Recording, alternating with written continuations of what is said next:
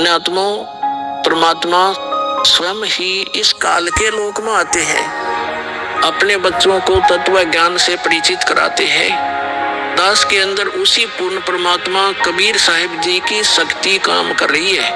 आप सभी पुण्यात्माओं को काल के जाल से निकालने के लिए परमात्मा इस पृथ्वी लोक में फाल्गुन शुक्ल पक्ष एकम विक्रमी संवत 2053 9 मार्च 1997 रविवार के दिन आए और सार नाम व सार शब्द खुलकर देने का आदेश दिया, जिससे आप सभी का मोक्ष हो सके। इसके बाद इस आध्यात्मिक ज्ञान के प्रचार प्रसार में बहुत तेजी आई और आज आप सभी पुण्यात्माओं को अपने निज घर की और परमात्मा की पहचान हो पाई। 600 साल पहले परमात्मा को ना पहचान कर हम काल के जाल में धोखे से रह गए थे। अब की बार दास को आम संत समझकर धोखा मत खा जाना। यदि आप इस परमात्मा के तत्व ज्ञान से पूर्णतः परिचित हो चुके हो तो दास के इस इशारे को समझकर अपना उद्धार करवा लेना और अपने अन्य भाइयों बहनों को भी कबीर परमात्मा का ये सच्चा मार्ग समझाना। दास को कबीर परमात्मा का मिलना आप सभी के जीवन के कल्याण का कारण बन रहा है। आपको अब उस दिन की घटना के बारे में बताता हूँ। ये सत्य घटना उस दिव्य प्रसंग की है जो आज तक केवल एक रहस्य था। वो रहस्य सालों पश्चात अब आपके सामने प्रस्तुत होने जा रहा है।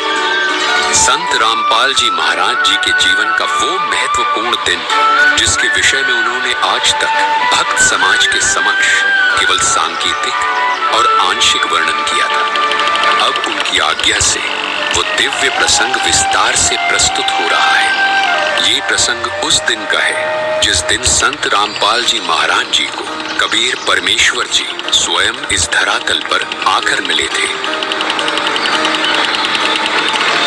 हे गुरुदेव राम देवानंद जी महाराज, ना जाने आपने इस दास में क्या देखा कि आपने इस दास को इतनी बड़ी जिम्मेदारी दे दी। अपने बाद मुझे गुरु पद पर बैठा दिया। ये दास अपनी आखिरी सांस तक आपके द्वारा दिया गया जगत कल्याण के मार्ग और मोक्ष के कार्यों को पूरा करने के लिए समर्पित रहेगा। परमात्मा का सत्य ज्ञान और सच्चा मंत्र हर घर तक पहुंचा के छोड़ूंगा, फिर चाहे कुछ भी बीते मेरे साथ। ये दास आजीवन परमात्मा के मार्ग में कार्यरत रहेगा।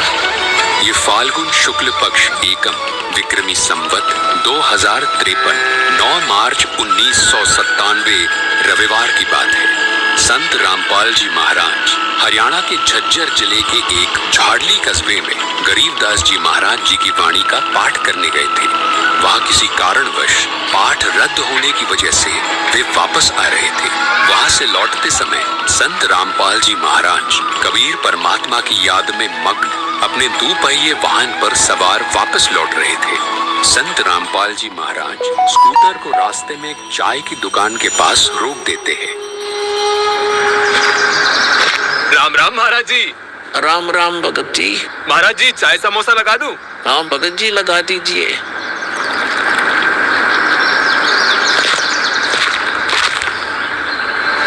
इस भोले भगत को भी परमात्मा का तत्व ज्ञान समझाना चाहिए। भगत जी कबीर परमात्मा की भक्ति करनी चाहिए। मनुष्य जीवन हमें सिर्फ इसीलिए मिलता है। मानुष जन्म दुर्लभ है ये नलन बोरी, जैसे तरवर से पत्ता टूट गिरे वो बोर न लगता डोरी। भगत जी इस काल लोक का कोई भरोसा नहीं है, न जाने कब किस पर क्या बिजली गिर जाए। इसलिए कहता हूँ आपको कि कबीर परमात्मा से जुड़ जाओ, नाम दीक्षा लेकर अपना कल्याण करवा लो। वो कबीर परमात्मा यह भी आपकी और आपके परिवार की रक्षा करेगा और मृत्यु के बाद सीधा मोक्ष को प्राप्त कर जाओगे। ठीक कहते हो महाराज जी। ये कबीर परमात्मा ऐसे गंदे लोक में जहाँ आदमी की जिंदगी का पल का भरोसा नहीं, व्यक्ति यहाँ जी कैसे रहा है, ना जाने कब क्या हो जाए, कब कौन सी बीमारी हो जाए, कब दुर्घटना हो जाए, कब कोई संसारिक आपदा आ जाए। दाता आपकी भक्ति के बिना यहाँ किसी को ना सुख मिल सकता है और न ही मोक्ष। ये बात ये बोले जीव कब समझेंगे, आखिर ये अज्ञान अंधेरा कब दूर होगा दाता, आप ही दया करेंगे कबीर परमेश्वर। ये बोले जीव तो अपना जीवन आपकी भक्ति के बिना व्यर्थ ही कर रहे हैं।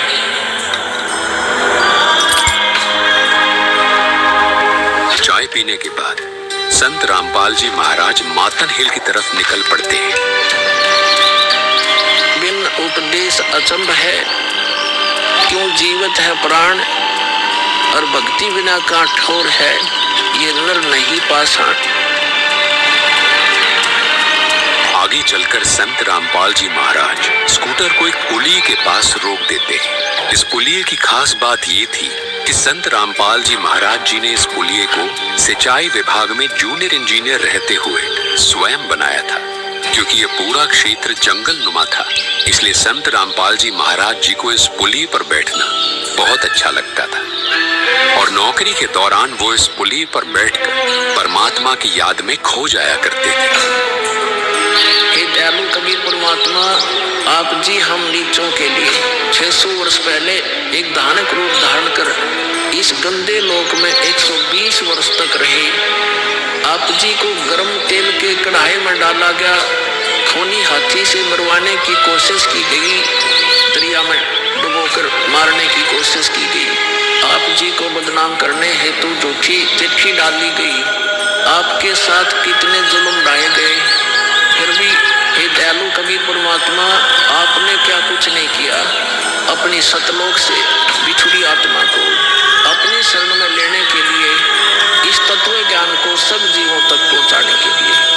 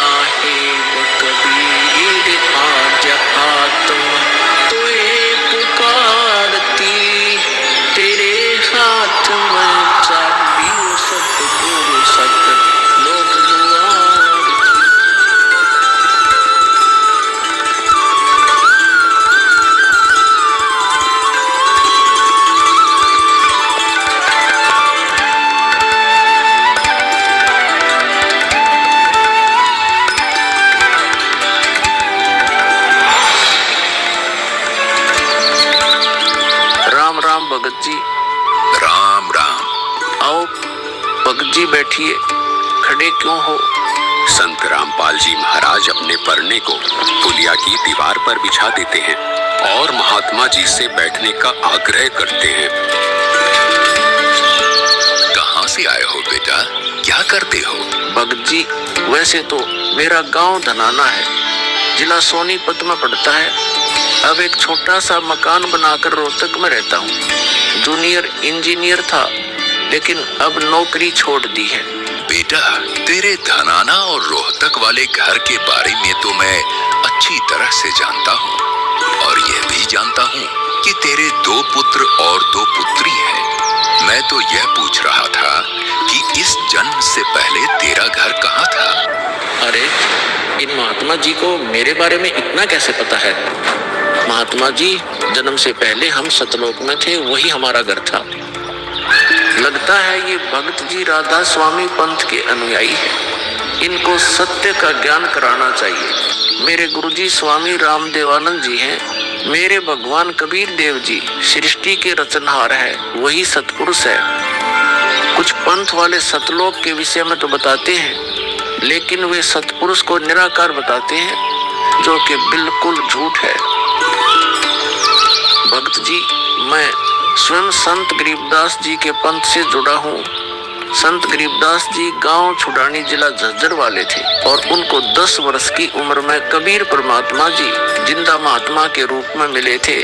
उसके बाद कबीर परमात्मा जी गरीबदास जी की आत्मा को अपने साथ सतलोक ले गए थे और वहां की सारी व्यवस्था दिखाकर उन्हें इस धरती पर वापस छोड़ा था।